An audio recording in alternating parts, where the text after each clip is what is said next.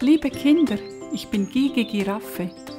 Heute zeige ich euch 1 und viele.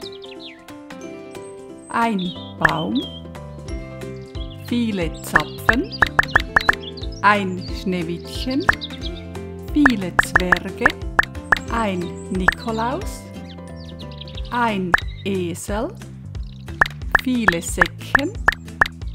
Jetzt kennst du schon 1 und viele. 1 schreibt man so.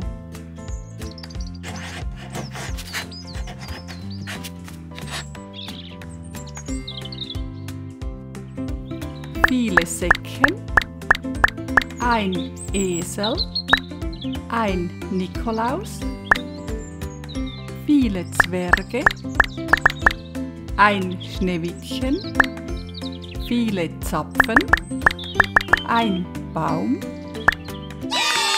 Bravo, gut gemacht! Ihr seid so schlau! Abonniere den Kanal, ich zeige dir noch viel mehr Zahlen. Bis bald!